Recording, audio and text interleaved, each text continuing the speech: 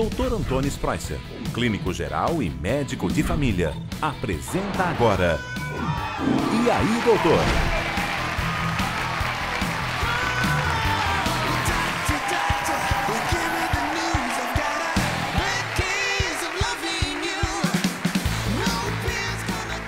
Boa tarde, sejam muito bem-vindos ao E aí, doutor? O horário marcado com o seu novo médico de família está só começando. Tenho certeza de que você vai se divertir e aprender muito hoje. Acompanhe conosco. Não adianta tentar esconder, porque ninguém engana o tubo da realidade.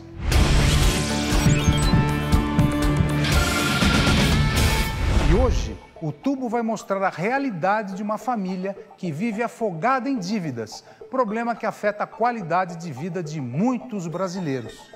Vamos conhecer agora a história da família Teixeira, que há 5 anos entrou no vermelho e não sabe mais o que fazer para colocar as contas em dia.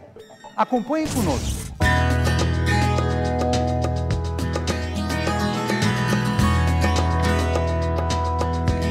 Meu nome é Mariana, sou casada com o Clécio. Eu sou Clécio, tenho minha esposa Mariana, tenho 2 filhos, o Yuri e a Sofia. E estamos afogados em dívidas.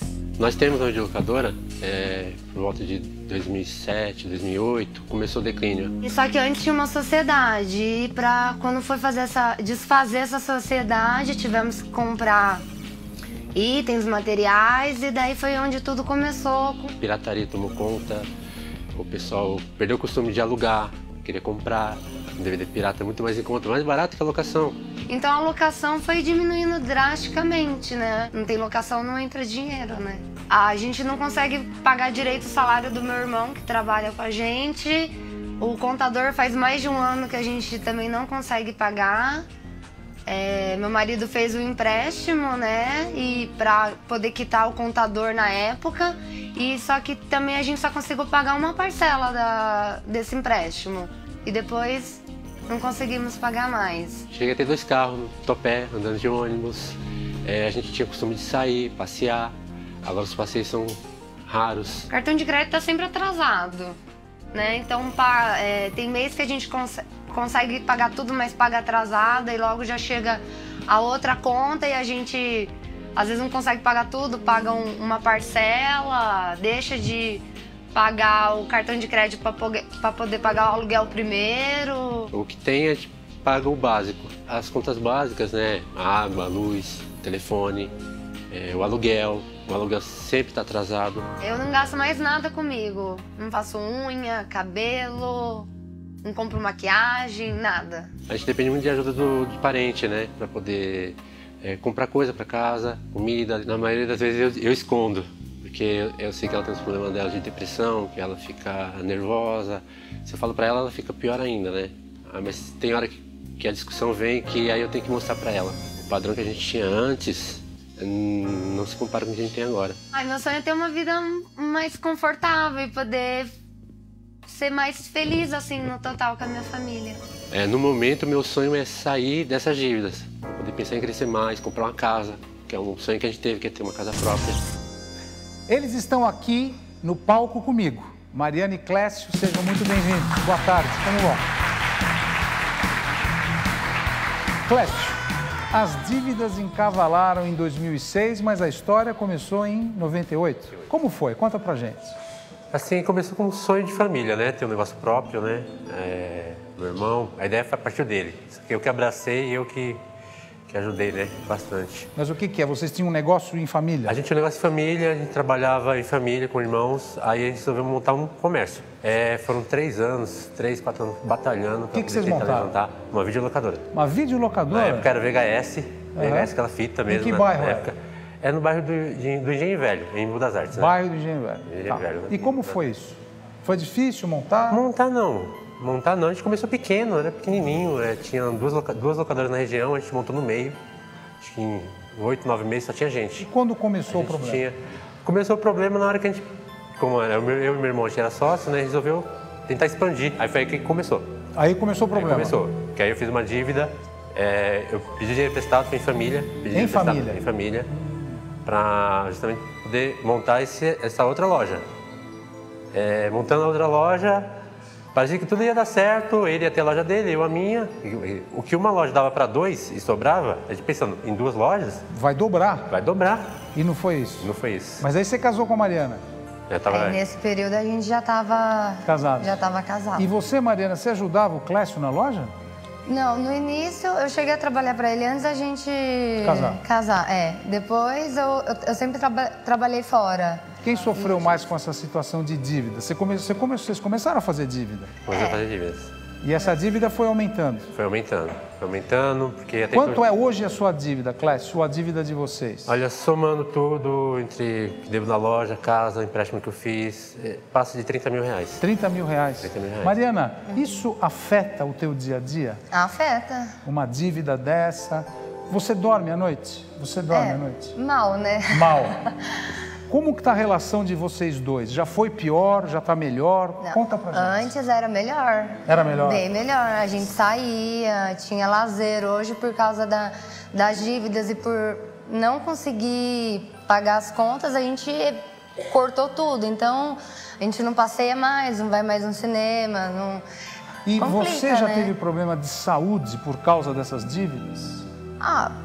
Eu tenho depressão já há muitos anos. Você acha que agravou agora? Não, com certeza. Porque a gente vai ficando, não pode fazer isso, não pode fazer aquilo. E a gente vai se fechando, vai ficando dentro de casa. A vida social vai diminuindo, porque chama pra sair, não tenho dinheiro, não dá. Você já pensava em se separar por causa disso? Já rolou um clima de separação? Já, várias vezes. Ô Clécio, isso chegou a afetar a sua saúde também? Em termos de sono, sexo? Afeta, sim. Você perdeu a libido? A libido diminui. Você diminuiu? Não tem como, a libido diminui, a cabeça, a gente está pensando em trabalhar, tentar resolver. E você se alimenta, não? Me alimento, mas não muito bem, né?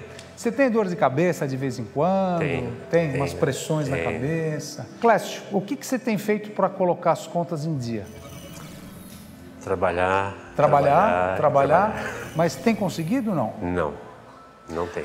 Para me ajudar a dar uma solução para os problemas de vocês, eu trouxe hoje um economista, uma pessoa que é gabaritada para ajudar a resolver esse problema e que vai conversar agora conosco. Ele é o economista Rodrigo Puga. Seja bem-vindo ao programa, Rodrigo. Como vai? Prazer em conhecê-lo. Sempre. Você conheceu o Clécio e a Mariana? Senta, Rodrigo, fica à vontade. Obrigado pela sua presença no nosso programa. E, Rodrigo, existe algum serviço público que possa orientar pessoas como o Clécio e a Mariana? Existe. Existe? Qual é o órgão? O Sebrae. O Sebrae. 9 entre 10 empresas no Brasil, elas morrem antes de completar 5 anos de idade. Uau. E isso é principalmente por falta de planejamento. Entendi. Antes de qualquer pessoa fazer um negócio, ela deveria fazer um plano de negócio. Como que a empresa vai atuar e como que ela vai tentar adquirir clientes. Mariana e Clécio, eu e o economista Rodrigo, nós vamos ajudar vocês a traçar um plano de ação para acabar com esse problema. Mas antes, eu como médico, eu gostaria de saber se esse problema financeiro e econômico está afetando a saúde de vocês dois. Então, eu vou convidar você primeiro, Mariana, a vir comigo aqui no Tubo da Realidade para a gente ver os seus dados clínicos e laboratoriais e ver o que está acontecendo. Okay. Você aceita? Aceito. Vamos lá? Vamos. Então vem aqui. Eu vou colocar a Mariana aqui no Tubo da Realidade e esse Tubo da Realidade, pode entrar aqui, ele vai me dizer a realidade agora. Você vai ver comigo aqui como que você está, olha. Teu nível de cortisol, que é o hormônio do estresse, está 14,5, que é um nível considerado um pouco elevado para você na hora que foi colhido esse exame. Sua pressão sanguínea está normal, 12/8. Mas o que importa e o que interessa para o nosso programa é a diferença da tua idade cronológica, que é o dia que você nasceu, 27 anos, sua idade cronológica. Agora, nós vamos ver a sua idade biológica, que é a idade do seu corpo, a idade que seu corpo mostra ter em relação a sono, estresse, depressão, atividade física. Você faz atividade física? Não. Então, tipo de nutrição. E a tua idade biológica é 35 anos. Então você está 8 anos acima do que você devia estar. E isso tudo é causado pelo estresse, pela qualidade de vida que ela não está tendo atualmente. E esses problemas econômicos que afetam todos nós brasileiros acabam afetando a sua saúde, como foi demonstrado aqui. Agora nós vamos examinar o Clécio. Muito obrigado, Mariana. Você pode sentar-se no seu lugar. Clécio, por favor.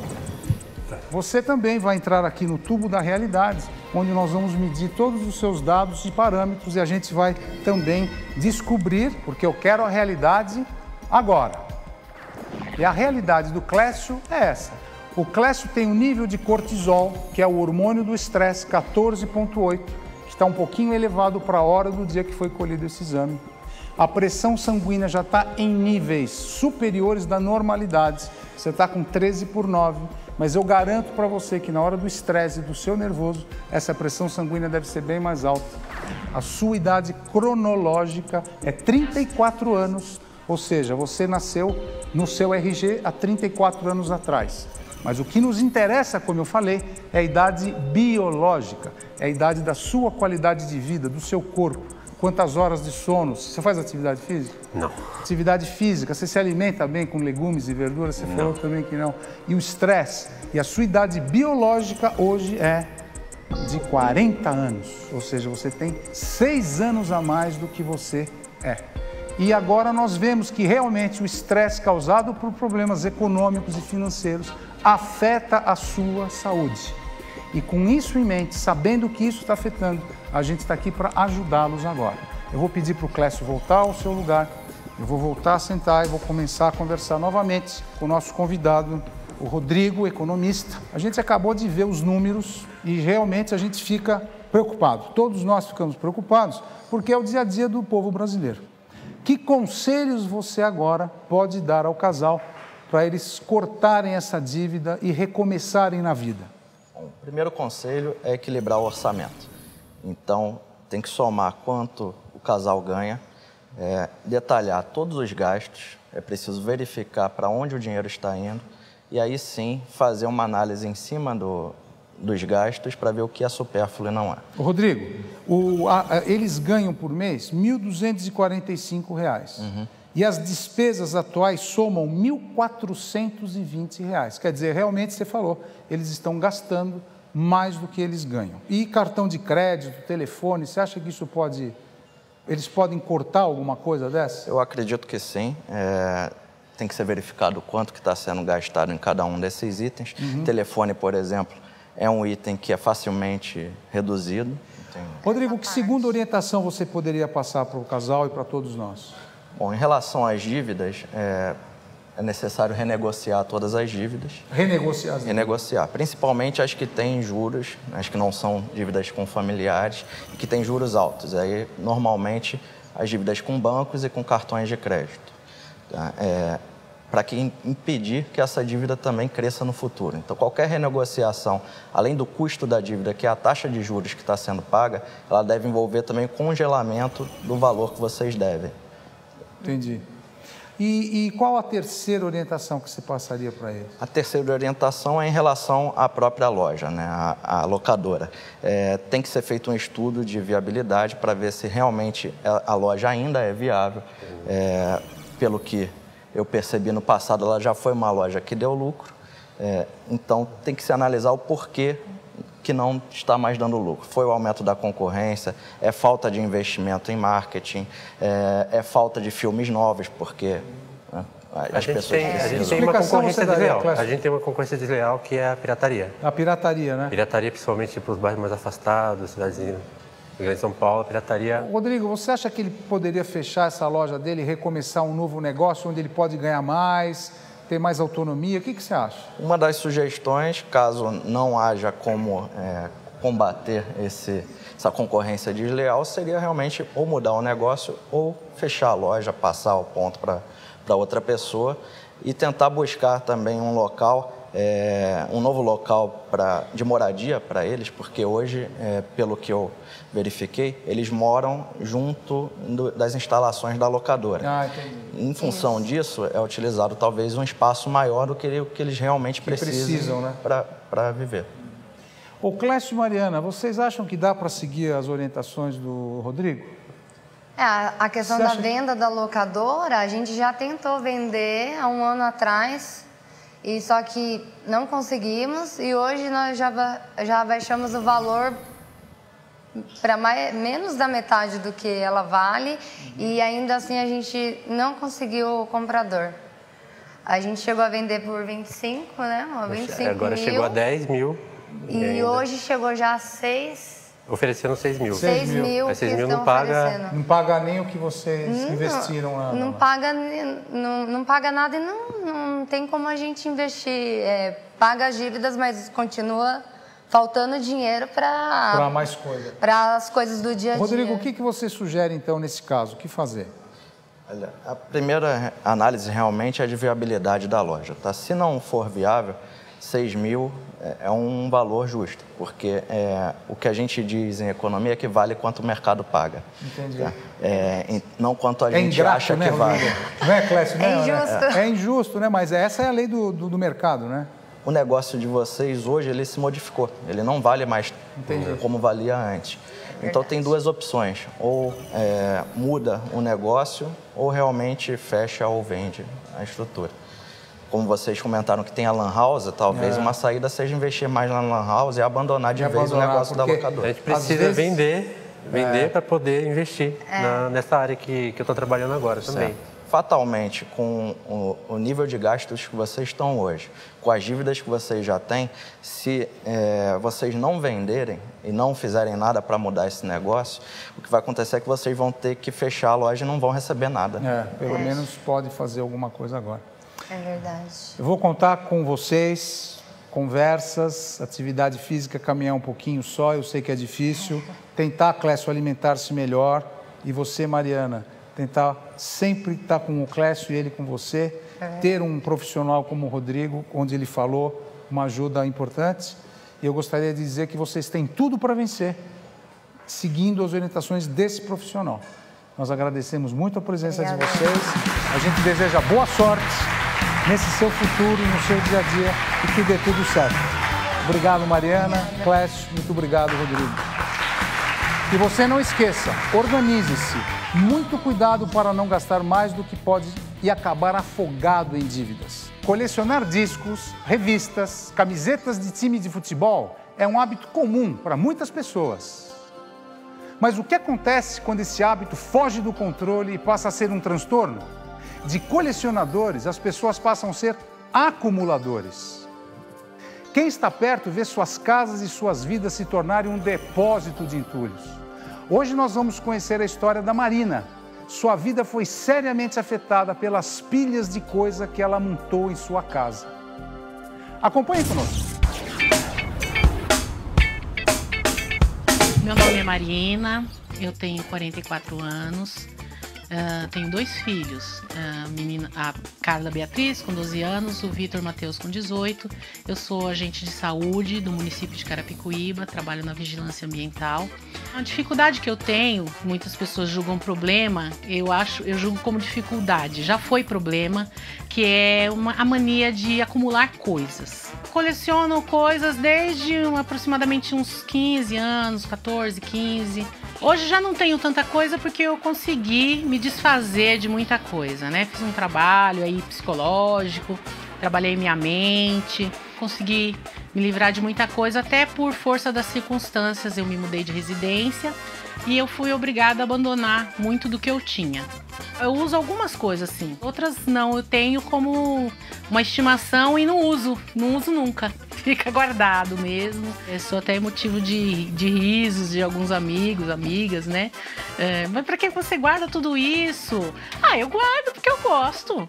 Ué. Meu ex-marido reclamava muito porque a casa ficava quase que inabitável, né? Por causa de muitas coisas guardadas. Muitas caixas com recortes de receitas, recortes de jornais, sabe? Assim, coisas que eu não vou fazer, porque eu não vou decorar minha casa nunca. Às vezes eu fico com vontade de jogar tudo fora, mas tem coisas que não tem como jogar fora, porque assim, é o que eu falo pra você. Tem muitos livros, apostilas, coisas que se eu jogar, amanhã ou depois eu vou precisar e aí eu vou ter que comprar, e é coisa complicada. Eu consigo me desfazer, das coisas. Mas eu tenho que trabalhar o meu mental primeiro, meu psicológico, entendeu? Eu tenho que acreditar que aquilo não vai me fazer falta, você entendeu? Em nenhum momento. Então é uma coisa assim... Então, meus potes plásticos são meu xodó. Eu tenho coleções inteiras de potes plásticos. Alguns não vou usar nunca, porque eu tenho dó. As imagens são realmente impressionantes, não? Muitas pessoas já dão sinais de que suas coleções são, na verdade, sintomas de um problema muito maior, como é o caso do Antônio. Ele e a Marina estão aqui conosco hoje. Boa tarde. Como é, Antônio? Tudo bem, Marina? Boa tarde. Muito prazer pela presença de vocês. Queria saber o seguinte, quando começou essa mania, hein, Marina? Olha, eu acumulo coisas desde a juventude. Desde a juventude? Desde mocinha. A sua mãe fazia isso? A minha mãe acumula algumas coisas. A sua mãe já fazia? Algumas coisas. Ela tem coleções também. Você já piorou, né? Você já aumentou. Eu já aumentei. E Antônio, e você? Desde criança. Desde criança. E o que você gostava de... Começou porque minha mãe, para me acalmar, ela me deu uma vitrolinha naquela época e deixava alguns discos. Aí, quando eu começava a ficar agitada, ela dava mais discos. E foi com disco, então? Foi com disco que começou. Mas não com vitrola, só com disco? Com disco. Só com disco. Era uma vitrolinha pequenininha. E aí os vizinhos começaram a me dar disco. Comecei a ganhar disco de todo mundo. Aí você começou a gostar? Comecei a gostar. Só disco ou depois você colecionou outras coisas? Comecei a colecionar um pouco de tudo. Comecei a achar coisas interessantes, desde rádio. Rádio também? Rádio antigo. Quantos rádios antigos você tem? Eu tenho agora só 3 rádios. Só 3? Eu já tive bastante rádio. Quantos você já cheguei a ter 10 tipos de rádios diferentes, aquele capela. Já cheguei a ter vitrola de corda. Muitos especialistas tratam o colecionismo, que é como chamamos a mania de colecionar, como um sintoma de outras doenças. Entretanto, já existem pesquisas que apontam esse problema como uma doença independente. Estou aqui com a doutora Ana Runier, pesquisadora do PROTOC, Projeto do Transtorno Obsessivo-Compulsivo do Hospital das Clínicas. Olá, doutora Ana, boa tarde, como vai? Muito prazer em tê-la conosco aqui no programa.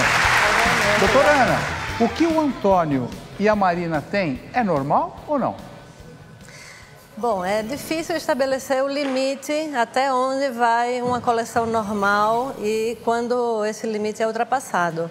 No caso dela, não é normal. Não é normal. Como você chamaria essa situação?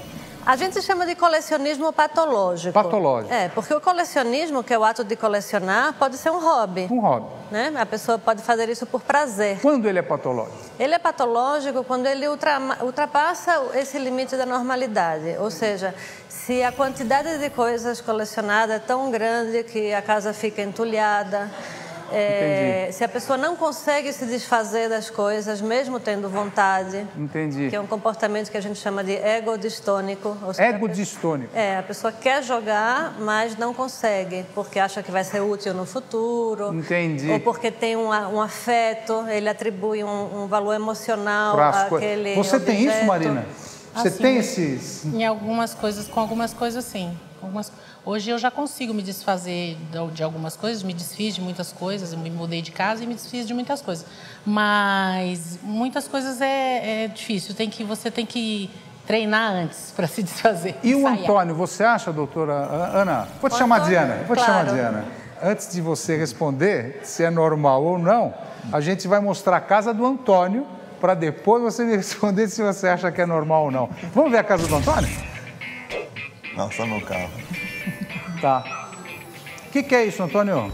As coisas que não cabem em casa eu guardo no carro. Mas você guarda no carro isso? Uhum. Mas você sempre guardou no carro essas coisas? Eu guardo porque dentro de casa, como você pode ver, tem bastante coisa assim no corredor. Porque às vezes é coisa... Como eu me mudei de uma casa grande, e eu racho a casa... Quantas televisões você tem aí? 2? 3. 3 televisões também? Olha isso aí, isso é CD... São CDs... E quadros... Tá bem zoadinho meu quarto. Aí tem 3 televisões nesse quarto? Tem 3, porque uma pifou, outra pifou, eu tenho que mandar consertar, aquela coisa. Entendi. Então eu vou... E você coleciona DVDs também? DVDs... Quer dizer, DVD, disco, aparelho de som, televisão. O seu pai era assim? Sua mãe também? Alguém na Meu família? pai, o hobby dele que ele tinha era colecionar chaveiros. Ele tinha um baú de chaveiros. Baú de chaveiros. E você não tem chaveiro aí? Não, não tem. O meu pai era isso e minha mãe colecionava canecas de chopp. Ah, sua mãe taças, também era colecionadora? Ela tinha taças, aquelas cristaleiras cheias de taça. Ela gostava de coisas bonitas. Olha, não cabe mais nada aí no seu quarto, pelo que eu estou vendo, hein? Não cabe nem na gaveta mais nada. Está sobrecarregado. Doutora Ana, depois que a senhora viu isso, esse relato que ele fez do pai e da mãe, como é? É patológico ou não? Acho que não precisa nem de médico, né, para saber. Agora é patológico. Não tem dúvida. O que a senhora costuma fazer com um caso assim, como a Marina e o Antônio? A senhora indica terapia?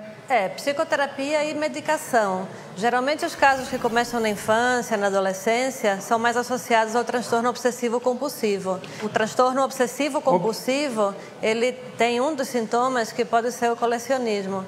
E ele responde às medicações que tratam o transtorno obsessivo-compulsivo, que é o TOC, né? É o TOC. Então, esses medicamentos são os inibidores da recaptação de serotonina. Né? Eles facilitam esse processo de poder jogar as coisas fora e se desfazer. A filha da Marina já está fazendo isso. A sua filha coleciona o quê, Marina? Ela não jogava nenhuma boneca fora.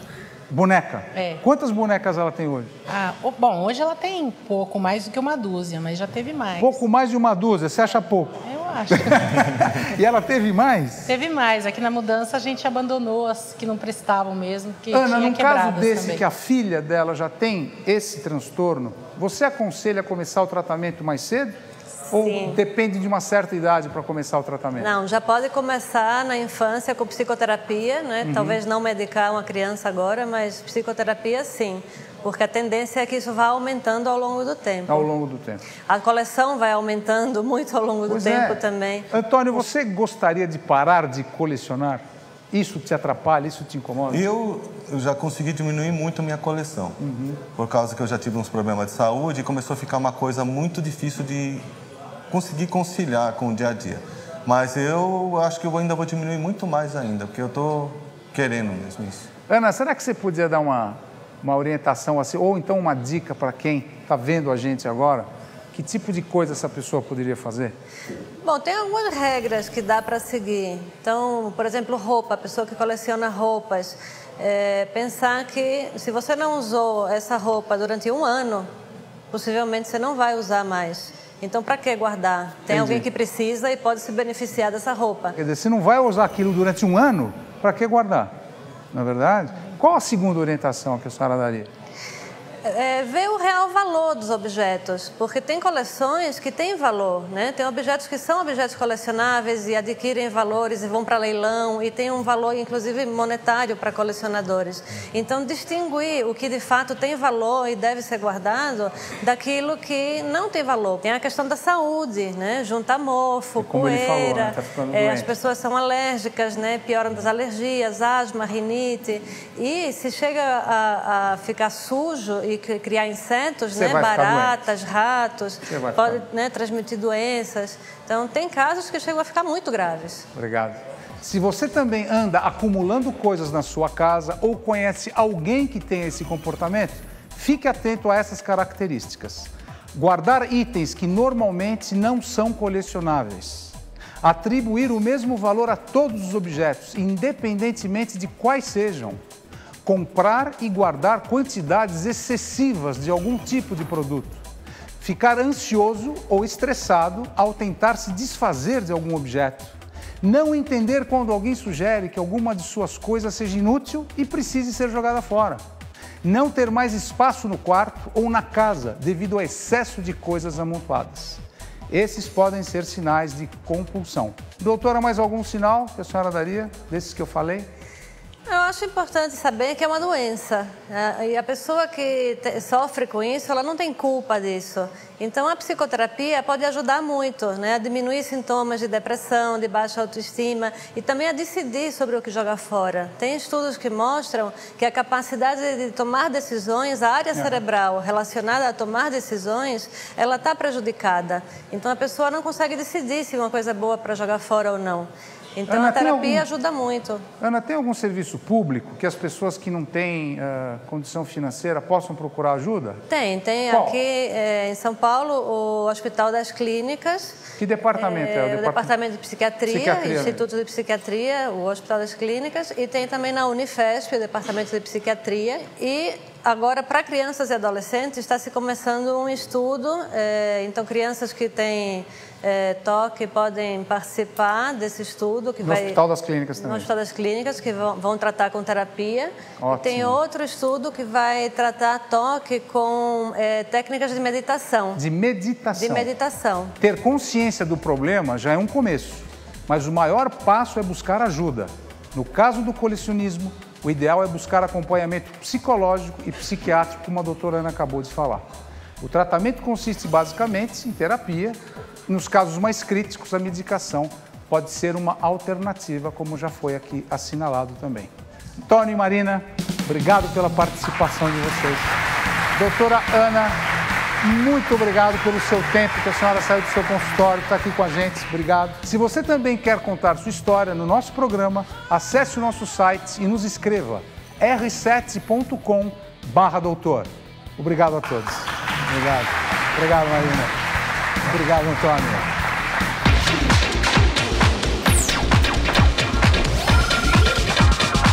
Vou tratar de um assunto que pouca gente fala e a maioria finge que não existe. Gases. Ninguém gosta de admitir, mas é natural do ser humano. Por isso, no nosso jogo, vamos falar sobre alimentos que dão gases. Eu convidei os humoristas Felipe Ramache e Victor Sarro para participarem do jogo hoje. Sejam bem-vindos. Oi, Felipe. Como é que você está? Tudo bem? Tudo ótimo. Victor. Prazer. Olha, o assunto é complicado, porque é gases, formação de gases. Ali atrás estava complicado. Eu domino com facilidade. Você sabe que os alimentos podem dar mais ou menos gases. É verdade. E como é que vai funcionar o nosso game aqui? No palco, vocês precisam improvisar muito, porque isso vocês já sabem fazer no dia a dia, né? O jogo vai acontecer da seguinte forma. Temos aqui duas cadeiras, falso e verdadeiro. Certo, certo. Muito bom. Eu vou fazer uma afirmação e quando eu falar valendo, vocês vão decidir se a resposta é falsa ou verdadeira. Tá. E vocês vão sair correndo e vão sentar na cadeira que tem a resposta verdadeira ou falsa. Certo. Okay. Agora, se você errar e cair no falso, olha o que vai acontecer. Se você errar e falar que o falso olha só o que vai acontecer. Então, agora, o jogo vai começar assim. Essa aqui é uma linha demarcatória para vocês. Essa aqui é uma linha demarcatória. Essa linha aqui, tá? E a hora que eu falar valendo, vocês vão em direção à cadeira, senta, e aí a gente vai pontuando vocês. Torce por mim, tá, gente? Vamos começar? De gases eu sou bom. Primeira pergunta. Atenção, hein? Comer brigadeiro dá gases. Verdadeiro ou falso? Valendo! É verdadeiro. É verdadeiro. O excesso de açúcar refinado deste doce é fermentado no intestino e libera gases. Muito bom, pode voltar. Obrigado, a primeira, quem acertou já foi o Felipe. Ô, Vitor. Agora eu vou me empenhar melhor. Atenção, olha a linha de largada. A segunda afirmação. Presta atenção, hein? Olha lá. A cenoura ajuda no bom funcionamento do intestino, impedindo assim um acúmulo de gases. Verdadeiro ou falso? Valendo! É falso! Acertou, Vitor! Obrigado, Breno. As fibras solúveis desses alimentos são digeridas pelas bactérias boas do intestino e liberam gases no processo. Eu estudo cenoura desde moleque. Da digestão. Parabéns! Era bom, né? Você lembrou, hein? comer cenoura, que é pra eu poder fazer Mas sabe o que acontece? Tá empatado, 1 a 1. Tá 1 a 1. Só que agora vem a nossa terceira pergunta. Atenção, hein? Alimentos crus, como sushi e quibe cru, são de fácil digestão e não acumulam gases. Verdadeiro ou falso? Valendo! Olha a tranquilidade dele. É falsa a resposta. Você tá vendo, seu trouxa? É falso. Alimentos crus demoram para ser digeridos e o gás é liberado pelo processo de putrefação. Quem está ganhando o nosso jogo ainda é o Felipe, hein? 2-1. Bom, vamos desempatar ou vamos ganhar agora? A pergunta é 4. Atenção, hein? Feijão sem casca. Feijão sem casca libera menos gás no organismo. Verdadeiro ou falso? Valendo! Essa eu não sei. Essa eu sei, ó. A resposta acertou Felipe outra vez. Verdadeiro! A casca do feijão é rica em sulfeto e no processo de digestão libera enxofre, responsável pelo cheiro forte dos gases. Atenção, que é a última pergunta. Ah, não tô... Então essa vale 2, hein? Atenção, hein? Comer maçã regularmente evita a formação de gases no intestino. Verdadeiro ou falso? Vai! Ai, bebê! Olha, quem sentou primeiro foi o Vitor. Então o Vitor ganhou agora. Vale 2, Nós já temos um ganhador, que é o Felipe, e ele ganhou por 3-2. Pois é. Vitor, parabéns. Muito obrigado. Mas você tá indo bem, ô Vou Felipe. empenhar na próxima. Gostei que você veio aqui. Agora, como ele ganhou, Vitor, eu vou ter que pôr nele o nosso button do Eu Sei Viver Mais. Olha que aí. é o nosso prêmio para quem ganha esse quadro. Espero que tenham aprendido quais alimentos fazem você acumular esses gases. Para evitá-los, procure comer devagar e não falar durante as refeições. Opte por alimentos ricos em fibras e beba bastante líquido. Queria agradecer, Vitor, obrigado pela tua presença. Obrigado, parabéns pelos shows que vocês estão fazendo os dois aí. Obrigado pela presença, viu?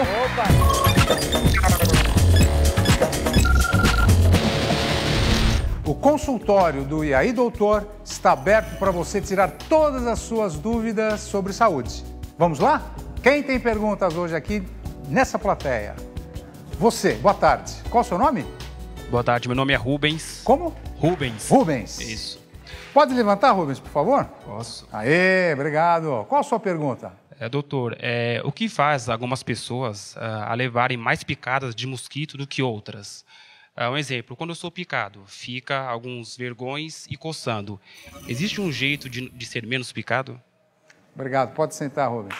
Bem, os mosquitos procuram por duas coisas: a nossa temperatura corporal e a eliminação de CO2 pela pele.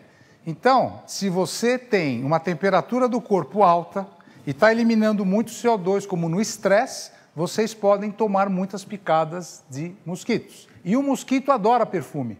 Então, quanto menos perfume, menos picada você vai ter. Toma sempre cuidado aonde você vai para não pegar dengue, que é uma epidemia no nosso país. Muito obrigado pela sua pergunta. Bem, e não é só aqui no estúdio que a gente tira suas dúvidas. Nas ruas, muita gente quer fazer perguntas. Vamos ver? Eu tenho um amigo que tem um hálito horrível e eu queria ajudá-lo. Existe algum tratamento para isso? Tem sim, mas pouca gente sabe disso. O importante nesse caso é descobrir a causa do problema. A grande maioria das causas da halitose, mais de 80%, deve-se a problemas bucais, como problemas de inflamação na gengiva, a chamada gengivite. Um dentista resolve isso. Outra parte está associada a problemas gástricos e um médico especialista pode ajudar.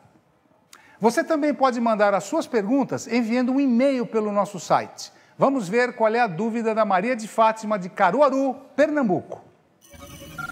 A Maria de Fátima pergunta: por que eu tenho diarreia quando estou menstruada? Boa pergunta. Isso é muito mais comum do que muitos imaginam. Quando você está no seu período menstrual e as substâncias químicas estão deixando o organismo, o útero é contraído até ficar vazio. Esses mesmos produtos químicos que regulam o útero influenciam no trato intestinal. Caso isso incomode, procure um médico. Se não incomoda, conviva com ela. Se você tem uma pergunta, mande um e-mail para a gente. É só entrar no site r7.com/doutor.